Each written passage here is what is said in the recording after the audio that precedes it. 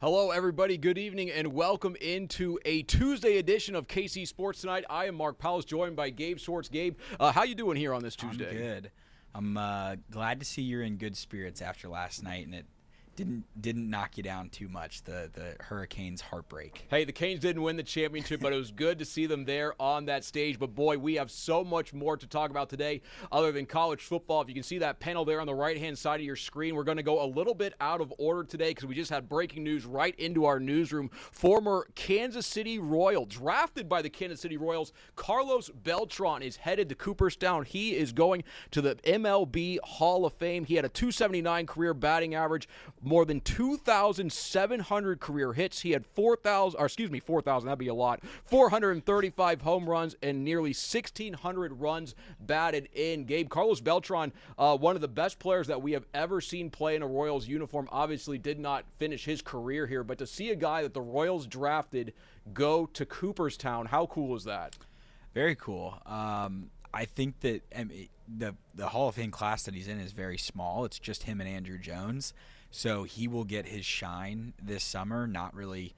I don't think he's going to get overstated by Andrew Jones and his career. But very cool to see a guy who was really great in Kansas City and honestly just a model of consistency. He played for so long. He played from 1998, the end of the 1998 season in Kansas City through 2004.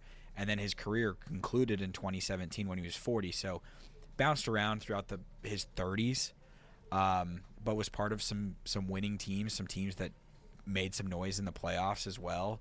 I can think of the crazy thing is, like, my best Carlos Beltran memory isn't even of him with the Royals.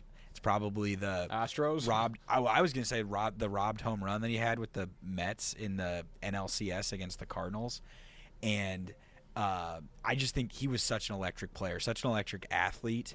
All the talk that we've had about the Royals and changing the outfield dimensions and such, and like, he was an athlete that was fit to play defense in that outfield when he was younger.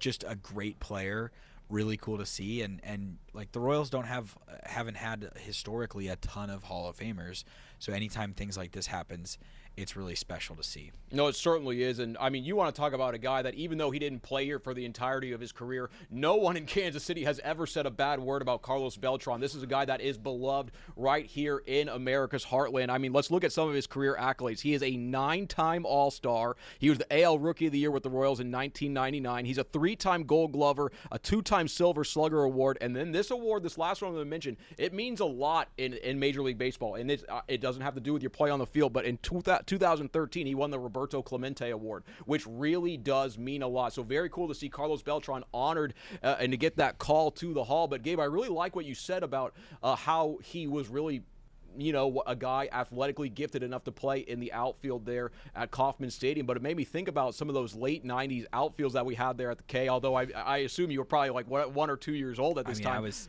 born in 2000, so I was not super. Oh, he wasn't alive. All right, yeah, he was negative age for that. Yeah. No, but Jermaine Dye, Johnny Damon, Carlos Beltran, all out there manning the grass in the outfield at Kauffman Stadium. Now Carlos Beltran is in the Hall, a Hall of Famer with a lot of success, not only in the regular season, also in the postseason. So for one of the most beloved Royals all time, even though he did not finish his career here, shout out to you, Carlos Beltran. We are all cheering for you here in Kansas City.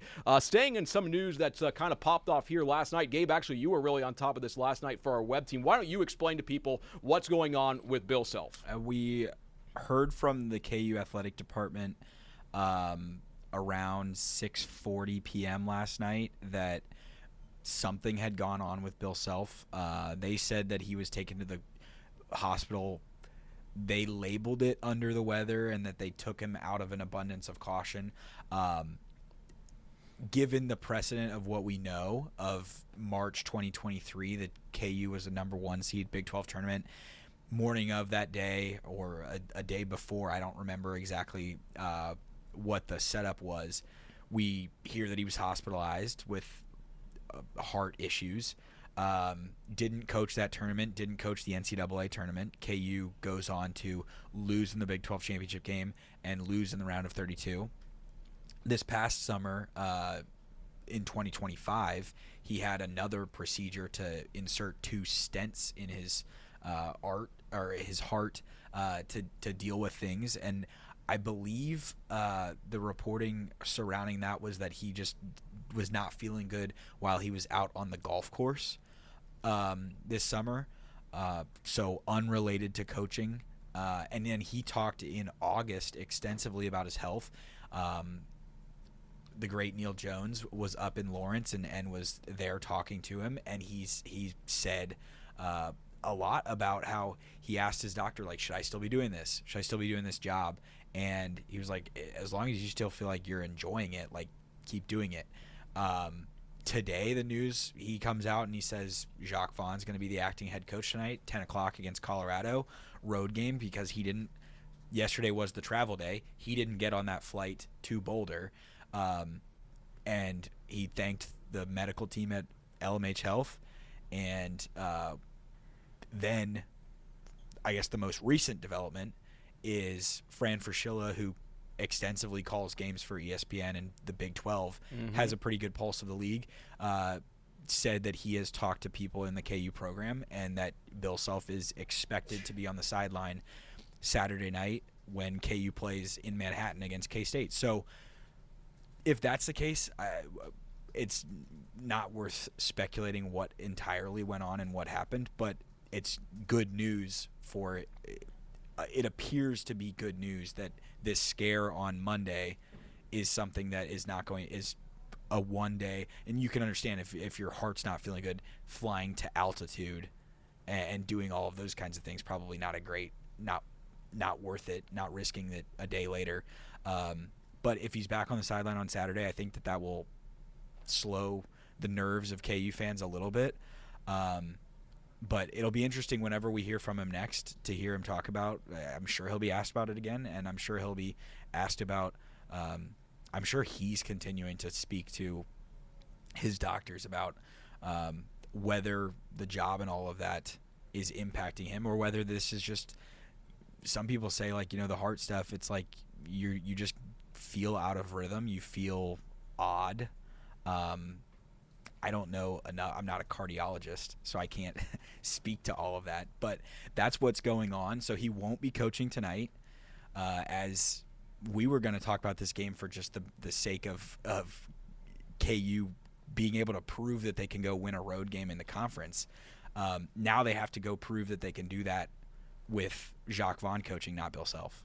Yeah, certainly a tough situation out there for everyone that's in Jayhawk Nation, and that obviously a lot of people hoping Bill Self's health takes a turn for the better. But for me, if you were a Jayhawk basketball fan or any college basketball fan in general, I mean, this has to raise alarms, raise the red flag, whatever you want to say. I mean, this is a terrifying situation. Like, I just think about this, like Bill Self, just as you said, in 2023, I mean, KU was a number 1 seed. They had one of the best teams in the country. And Bill Self, I assume his medical experts, his doctors told him, like, hey, you shouldn't be doing this. And he sat out.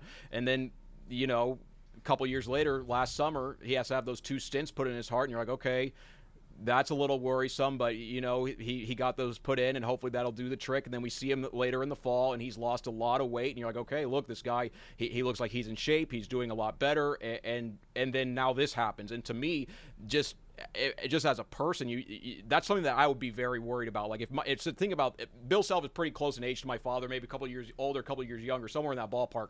But if my dad in 2023 had to step away from his job due to health concerns, like, that would have been enough for me to be like, okay, what's going on here? And then 2 summers later, if my father had to have 2 stents put in his heart, I'd be like, okay, Dad, I'm getting a little worried here. Like, I don't really like how this is going.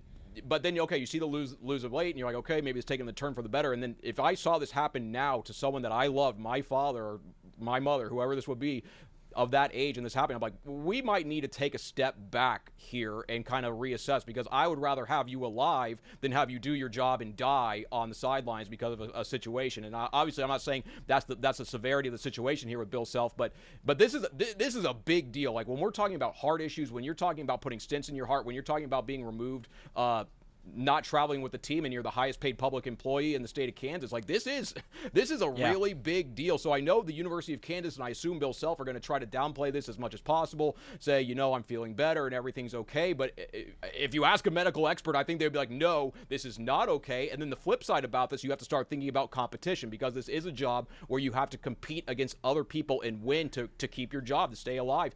And other head coaches around the country, if they're talking to top players, that is also that may be top 5 recruits, players that Kansas is recruiting, players that Duke is recruiting, the other coach could negatively recruit against Bill Self by saying these health scares have been coming up and we don't know necessarily when they're going to happen. You could commit to the University of Kansas and Bill Self could potentially not be your head coach. There's a bunch of things going on here, so I really hope that Coach Self, that they can get this health situation figured out, not only for him, but just for his health and for his family and for everyone in this that cares about him, because it's just as a fan, I'm not cheering for the Jayhawks, but just as a Kansas City guy, to see a guy struggling with his health like this, it's worrisome to me. Gabe, anything else on that? Yeah, I think that it's one of those things where we've had so many conversations this year about, and this is not the exact same situation, but it's dealing with the sharing of information, and the sharing of information in particular from an athletic department and from Bill Self in particular, about the health of Darren Peterson.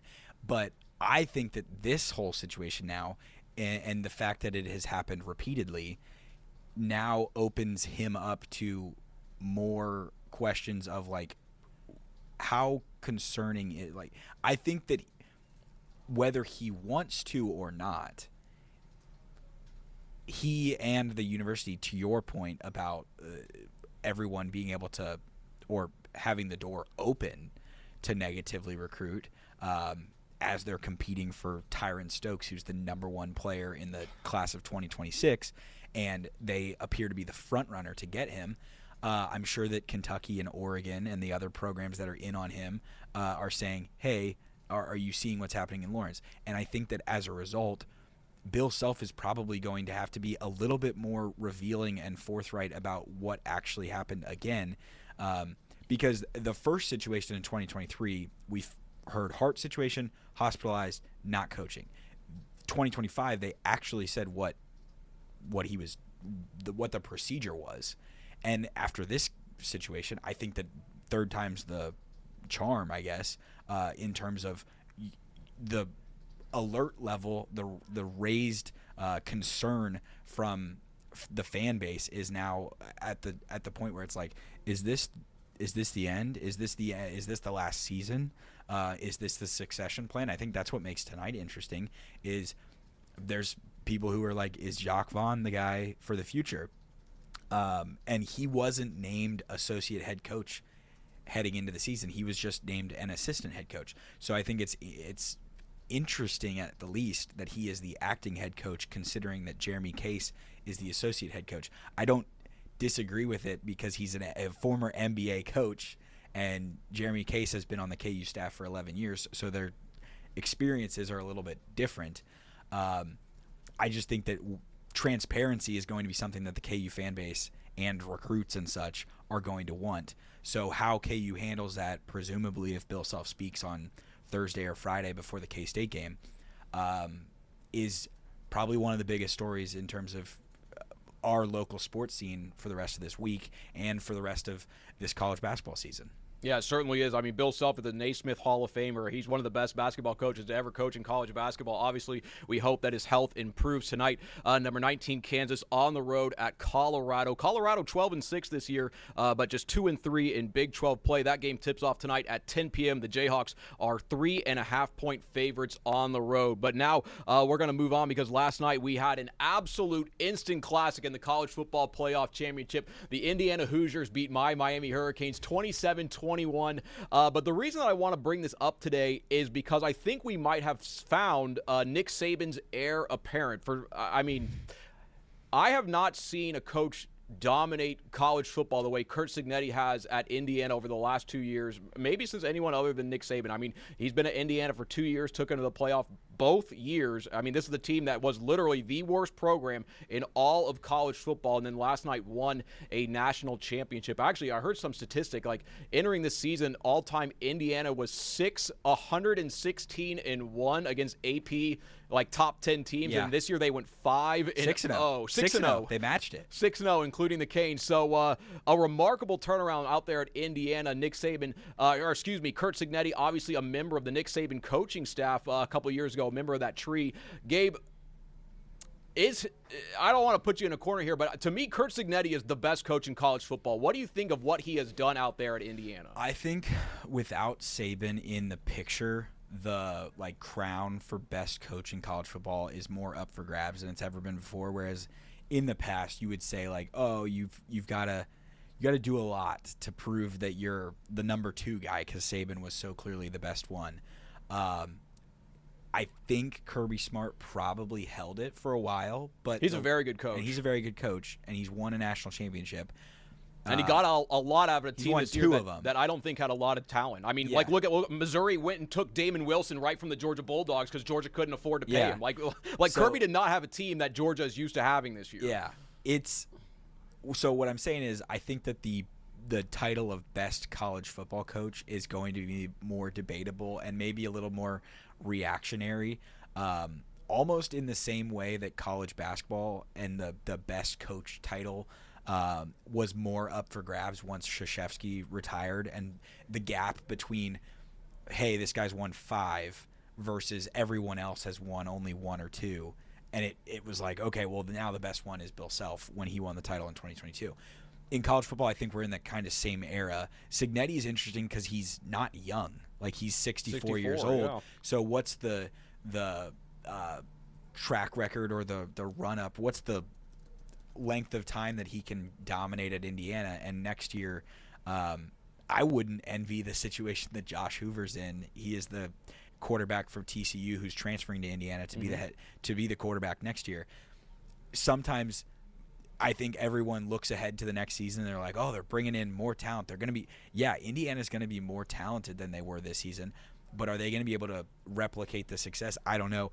One of my friends texted me last night, watched a lot of college football, and he said, he basically was like, I don't understand Indiana. Can you explain how they're so good? And my response was, they're old, they're super well coached, and they don't do stupid things ever. They don't commit penalties. Their average age was 22, 23 for all their starters. I think it was 24, wasn't it? It was a very old team. It was a very old team. No, I like that you said that because I was actually talking to some of my guys down there in Miami who are affiliated with the football program, and I was asking them a very similar question going into this game. I was like, when I'm looking at Indiana, do I see a lot of really, really high-end talent outside of Fernando Mendoza and some of the linemen? No, and D'Angelo Pons. But they were saying, Indiana's strength is that they are execution monsters. And what really stood out to me when they said that is I was thinking back to a line Curt Cignetti had, I believe, before either the Big Ten championship or against their first playoff game. He said, if we all do our job, it's not addition, it's multiplication. And it's kind of like the factor of everyone doing their job, not kind of straying out of their lane, but doing only their job. And then yesterday after the game, Fernando Mendoza talked about how they all had the Hoosier synergy. And I think the way that they get those guys to play together and to maintain their assignments and to only do their job is truly phenomenal. And you think about Indiana practices a lot less than a lot of these other teams, but I think what you're seeing is coaches are, I think especially when I was watching last night, just the way that the players recognize some of the plays that Miami was running. They saw there was a time we had our big running back Mark Fletcher out, and we were running a fake screen to him, and the cornerback's well, this guy's a big running back. There's no way he's going to catch the ball, so they didn't even defend the screen, the fake to him, and they snuffed out the play. It was just Indiana is so well coached, and I think they pick up on a lot of signs and a lot of tells that people have, and it really did remind me a little bit I don't know. I know he only spent a couple years with Nick Saban, but a lot of the way that Indiana played last night, it wasn't flashy, it wasn't anything, but it was just pure execution-based football, and it took Miami out of its rhythm. And I think you've got to give a lot of credit to the coaching staff. And then Gabe, when they were late in the game, it was a 4th and 5. They were going to kick a field goal to go up 6. Cignetti called the timeout and said no, and then Fernando Mendoza ran it in for a second Heisman moment. Yeah. That's how you win a title. Yeah, and I think that like localizing this to look at the KU, the K-State, and the Mizzou point of view of this. Mizzou, because of SEC money, has the money to spend on 4- and 5-star high school recruits if they want to. KU and K-State, just based on historical tradition, like the only way that they're getting those kids is if it's like a Lincoln Cure or an Avery Johnson, where they're in-state kid who grew up rooting for the team. And, but K-State still had to pay a premium and for then those even guys. then they have to pay a bunch and hope to stave off the Oregons of the world and the other programs. I think that Indiana winning the national championship can give everyone hope that it's possible. The idea that Indiana is now going to be able to sustain this, I think people don't realize just the amount of money that alumni base has, and that when people talk about like sleeping giants in college athletics, Indiana's athletic department, if things are going well, is a sleeping giant because they have so many people willing to spend so much money. Yeah, they have the largest active living alumni base in the country. It's like 805,000 people. Yeah, so this idea that like Cinderella can happen to anybody in college football now, yes, more than it used to be the case. More than it used to be the case when it was just a 4-team playoff and it felt like the same 4 teams made the playoffs every single year for that first decade of it. Now that it's a 12-team, it's different. But I don't think anyone's going to be able to do the like year over year over year repetitiveness, especially in the Big 12. I think that what we've maybe Texas Tech because of the amount of money that they spend, but this still gives you just a little bit of the hope that a KU and a K-State could catch lightning in a bottle and do something similar, because this Indiana team, as we mentioned, the talent, it's mostly old dudes and 3 and 4 star. Like, it's not 4 and 5 stars. Yeah. It's not guaranteed NFL guys. Like, you're going to see these guys get drafted. Mendoza's going to go number 1. But aside from him, like, his best wide receivers are going to be 3rd, 4th round picks. D'Angelo Pons is really good. I think he could be like a 2nd or 3rd round pick, their cornerback.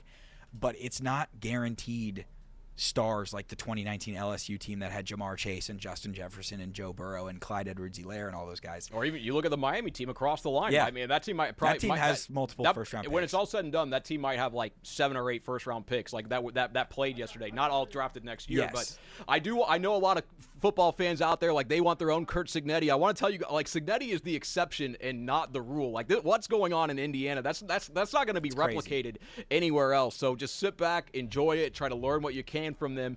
And then try to beat them. I think that's the only thing you can do. All right, we got about 6 minutes left and 2 more topics. We're going to talk about some local college basketball. We're going to start tonight with the Missouri Tiger men's basketball team. Tonight at 8 p.m., they are hosting the 21st-ranked Georgia Bulldogs out at Mizzou Arena. Right now, the Missouri Tigers 13-5 on the year. Of course, they've been led by former Bishop Miege star Mark Mitchell all season long, but they are coming off a loss at the Louisiana State Tigers. Gabe, quickly here, Missouri 13-5, unranked. A lot of people still trying to get a feel for this team. What are your early mid-season impressions of Dennis Gates' team this year? The end of non-conference was so concerning that I think that we were like, raise the alarm bells. This is like a bubble team. And then they started SEC play great, and they've been really good at home. They've been really good at home throughout the entirety of Dennis Gates' time at Mizzou. And as a result, games like tonight where it's a toss-up, basically a pick-em, you kind of just assume that Mizzou's going to play well enough at home to win, and that's what they've been. On the road, they've had some surprising, like winning at Kentucky, I think was a surprise. I think they should have beaten LSU. They didn't play very well, but they're better than that LSU team, so that was disappointing for them. But this is not some dominant SEC this year. Like the league that the SEC was last year was a gauntlet, and that's what the Big 12 is this year again. But the SEC is a lot of 3 to 7 seeds, I would say, and Georgia's one of those teams that can probably be a 3, 4, 5 seed depending on how they finish SEC play. So it's not an easy game, but these are the games that you have to win if you want to be an automatic tournament team, and that's the test that they're facing tonight. in Columbia. Yeah, we're going to see what happens with that. Katie Marr will have highlights of that game coming up tonight at 10. Elsewhere on the hardwood tonight, the Kansas State Wildcats playing once again at the Octagon of Doom. K-State is hosting the Utah Utes, and this is a matchup of two of the worst teams in the Big 12. K-State so far 0-5 in Big 12 play. The Utah Utes 1-4. Gabe, do the K-State Wildcats and Jerome Tang pick up their first Big 12 win tonight, or will they stay winless? K-State's 9.5-point favorites against Utah. That's crazy. People think, yeah, that's and crazy. we've seen how bad K-State is. Utah is not good. No, they are not good. The only game that they've been really competitive in Big 12 play has been, I guess they competed against TCU on Saturday, but they gave BYU a legit scare, but that's a rivalry game and that's a home, and so that's what, like, it's not going to surprise us if K-State loses tonight, goes to 0-6, and then gives KU everything they can handle on Saturday in Manhattan. That's just the way things go. I